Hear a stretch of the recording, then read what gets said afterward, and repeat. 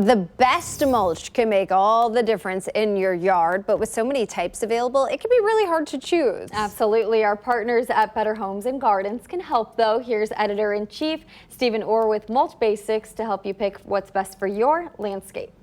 This buffet, don't eat any of this, but this is a mulch buffet that we set up to kind of show you and compare and contrast what the different kinds of mulches are and why you use them in certain situations. This one is a natural cypress. You know, we have a wide variety of colors now, and the thing with these dyed mulches is there's different kinds of wood that are all dyed so that they look the same, and when you want that look, that's fine. But my opinion of mulch is it should not call attention to itself. It should actually be very natural looking. The shredded cypress is really great because it's smaller. These larger cedar chips, one of the problems I have with these is each one of these becomes like a little boat in the rain. So sometimes these things will just head right into the sidewalk or into the gutter and be washed away. So you're kind of throwing your money away sometimes there. So be careful when you're working with really large chipped mulch because it gets very, has a lot of flotation to it. Also, other natural approaches that are good is just composted leaves. This has grass in it. You have to be careful about having too much grass in your mulch. Look at that balance of grass clippings versus brown leaves and green things from your kitchen. That's a good mix. Another mulch, and this one actually is, sometimes it's larger pieces of straw, but straw works well. So you have to be really careful with stone as a mulch because depending on where you live, the stone gets really hot.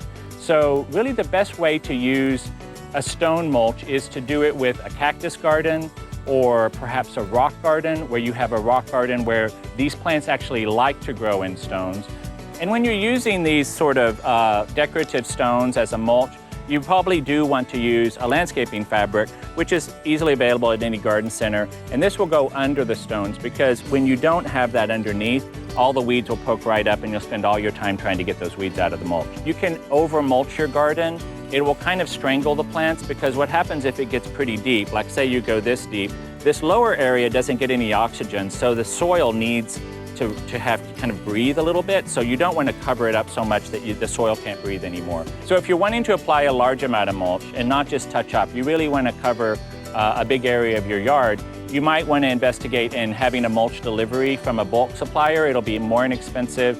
It'll be easier for you in many ways because you won't be having to haul all those bags one at a time to and from the store. And one of the main reasons you use mulch is to conserve moisture, especially in the summertime. Mulch helps the soil stay moist. It helps it not dry out.